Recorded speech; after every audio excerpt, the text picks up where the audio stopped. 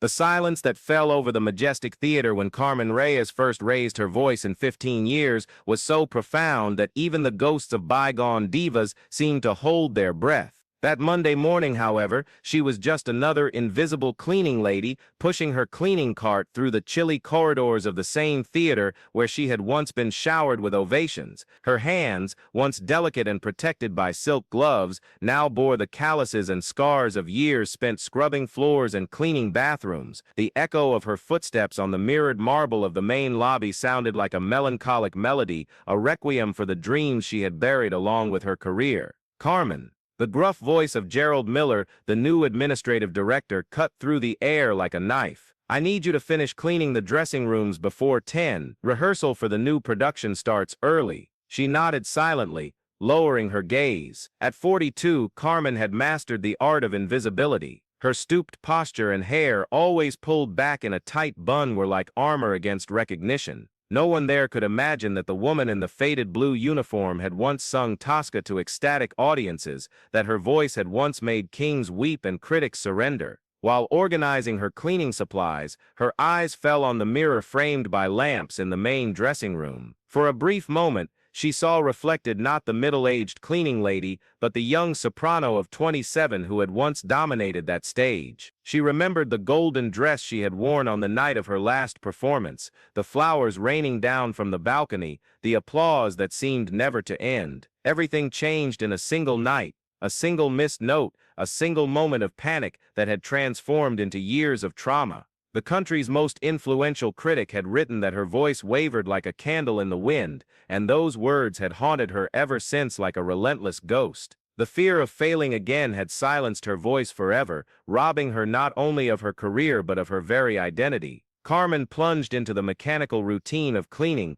trying to push away the memories that kept resurfacing. Each dressing room she tidied brought echoes of her past, the French perfume she used to wear, the vocal warm-up ritual she performed before each performance, the lively conversations with other artists about interpretation and technique. Now her only company were the cleaning cloths and the strong smell of disinfectant. Around 9 o'clock, she heard voices coming from the main stage. She peeked through the side curtain and saw a group of young singers rehearsing for the new production of La Traviata. The lead soprano, Isabella Rossi, a 25-year-old Italian with platinum blonde hair and a haughty pose, was having trouble with the famous aria Addio del Passato. "No, no, no," shouted Maestro Augusto Rodriguez, impatiently banging his baton on the music stand. "You're forcing your voice, Isabella. The emotion must come from within, not from the throat."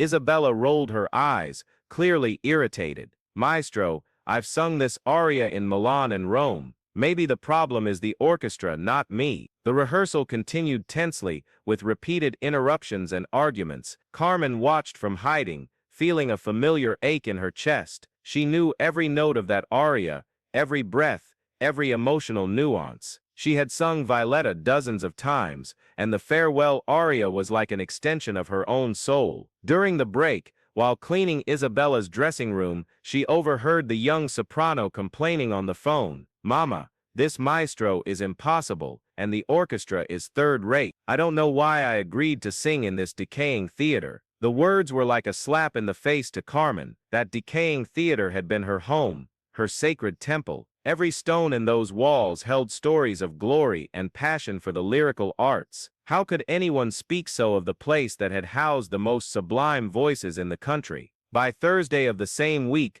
the tension in the theater had reached a critical point. Isabella continued to struggle with the aria, and the rehearsals were becoming increasingly tumultuous. Maestro Rodriguez, a 60-year-old man with a brilliant career behind him, seemed on the verge of a nervous breakdown. "Listen carefully," he told the assembled production on stage. "If we can't solve this problem by Friday, we'll have to cancel the premiere. The entire season is at risk." Gerald Miller, the administrative director, frowned. He was a businessman who understood spreadsheets more than art, and the possibility of loss made him visibly nervous. "Maestro, with all due respect, perhaps it's time to be more flexible with artistic expectations. The audience won't notice minor imperfections." Minor imperfections? The maestro turned to him with blazing eyes. "Mr. Miller, This is not just any commercial theater. We have a reputation to uphold, a tradition of excellence that cannot be compromised. Carmen, who was cleaning the seats in the audience, felt each word like a stab. She remembered when she herself had been the problem, when her voice had failed and disappointed not only the audience but the entire team that depended on her. That night, alone in the theater after work, Carmen allowed herself to walk across the empty stage. The service lights created dramatic shadows between the ropes and buttresses, and the silence was almost palpable. She closed her eyes and for a moment imagined herself again dressed as Violetta, feeling the heat of the spotlights and the expectant energy of the audience. Without consciously realizing it, she began to whisper the melody of Addio del Passato. Her voice, hoarse from disuse, barely left her throat, but the Italian words flowed as if they had never left. It was a farewell to youth, to dreams, to lost love, an aria that perfectly echoed her own journey of renunciation and pain. Farewell, past, sweet smiling dreams, she murmured, each word laden with visceral sadness. Tears streamed down her face as she reached the emotional climax of the aria. It was as if 15 years of forced silence were unraveling in a single lament. Her voice, though weak and hesitant, still possessed the power to convey pure emotion, to transform pain into beauty. When she finished, she remained motionless in the center of the stage, breathless and trembling. There was no audience to applaud, no flowers to receive, only the echo of her own voice dissipating into the shadows of the empty theater. Friday morning, the atmosphere in the Majestic Theater was thick with tension. It was the final rehearsal before the final decision on whether to cancel the premiere. Isabella arrived visibly nervous, her hair disheveled and dark circles under her eyes betraying a sleepless night. Maestro Rodriguez had spent the night revising the score, looking for ways to simplify the aria without compromising its essence. When Isabella stepped onto the stage for the final attempt, everyone in the theater held their breath. The first bars sounded hesitant. Isabella's normally powerful voice was tense and artificial. When she reached the crucial moment of the aria, where the voice should soar in pure emotion, she forced a high note that came out shrill and off-key. Stop. Stop everything. The maestro threw his baton to the floor, exasperated. I can't take it anymore. 15 years in my career, and I've never experienced such a frustrating situation. Isabella burst into tears of anger and humiliation. I can't take it anymore. You want perfection where it doesn't exist. This aria is impossible. The arrangement is wrong. Everything is wrong. It was in this moment of utter chaos that Carmen, watching from the wings, felt something break inside her. She couldn't bear to see the art she loved being destroyed by wounded pride and personal frustrations. Without thinking of the consequences, she stepped forward, out of the shadows. Maestro, she said, her voice still low but firm. May I try? The silence that fell over the theater was deafening. All heads turned to the cleaning lady in her blue uniform, who dared to interrupt the rehearsal. Gerald Miller was the first to react, with evident indignation. Carmen, get back to your chores immediately. How dare you interfere in an artistic rehearsal? But Maestro Rodriguez looked at her with a strange expression, as if something in her face was familiar. Isabella, still in tears, laughed scornfully. Now even the cleaning lady wants to sing opera. What a farce. Carmen felt her face burn with shame, but she didn't back down. Something inside her had awakened, a dormant force that could no longer be contained. I know this aria, she said, her voice gradually gaining volume. I know it can sound better. Much better. The maestro approached slowly, studying her face with growing attention. What is your full name? Carmen. Carmen Reyes. The name echoed through the theater like a ghost from the past. The maestro visibly paled, and some older musicians in the orchestra exchanged glances of sudden recognition. Carmen Reyes, murmured the maestro. The Carmen Reyes, who sang Tosca on this very stage 15 years ago. The question hung in the air like a divine revelation. Isabella stopped crying, confused. Gerald Miller frowned, not understanding the sudden shift in atmosphere. Carmen nodded slowly, feeling the weight of 15 years of denial dissolving. Yes, it was me. My God. The maestro put his hand to his chest. I was in the audience that night. Your interpretation of Tosca was transcendental. What happened to you? The memories came like an avalanche. Carmen remembered the terrible night that followed that last glorious performance, when she had tried to sing Violetta for the first time, and her voice had failed. The panic on stage, the boos from part of the audience, the devastating criticism that had publicly destroyed her, the depression that followed, the years of self-imposed silence, the slow descent from glory to invisibility. I lost my voice, she said, the words coming out as painful whispers. I lost my courage. I lost everything. The theater remained in absolute silence. Even Isabella had stopped sobbing, intrigued by the dramatic tension of the situation. The maestro approached closer, his eyes shining with a mixture of compassion and hope. Carmen, can you still sing? She hesitated, the old fear returning to paralyze her. I don't know. It's been so long. Try, he asked gently. Just a few notes, for yourself. Carmen looked around the stage that had once been her kingdom. She saw the curious faces of the orchestra, Isabella's skeptical expression, Gerald's distrustful gaze. Everyone expected her to fail, to confirm her own mediocrity. But when she opened her mouth and let the first notes of Addio del Passato escape, something magical happened. Her voice, though rusty from time, still carried that unique quality that had made her famous. It was a voice too human to be perfect, too real to be artificial. Addio del Passato, ba sogni ridenti, she sang, and each word sounded like an intimate confession of pain and renunciation. As the aria progressed, her voice gained strength and confidence. The orchestra musicians, without receiving any command, began to accompany her instinctively. It was as if the theater itself had awakened from a long sleep, recognizing its lost daughter. When Carmen reached the emotional climax of the aria, her voice soared with a purity and a pain so true that Isabella began to cry again, but now with genuine emotion. The maestro closed his eyes, transported by the beauty of what he heard. The final note echoed through the majestic theater like a sublime lament, carrying with it the wistful longing of 15 years of silence. When the last echo faded, the ensuing silence was different from the previous one. It was a silence of reverence, of acknowledgement that something extraordinary had just happened. Then the applause began, first from the orchestra, then spreading throughout the theater like a wave of admiration and respect. Isabella, momentarily forgetting her wounded pride, joined in the applause, tears in her eyes. The conductor approached Carmen, who remained motionless in the center of the stage, still in a state of shock at having managed to sing again. Carmen, he said, his voice choked with emotion, would you like to sing Violetta again? She looked at him, her eyes shining with tears of joy and fear at the same time. Maestro, I'm very afraid of failing again. We all have fear, he replied, smiling. But fear cannot be greater than the love of art. And you, my dear, still love music more than you fear failure. Isabella approached, her expression transformed by the experience of having heard a truly touching performance. Señora Reyes, she said,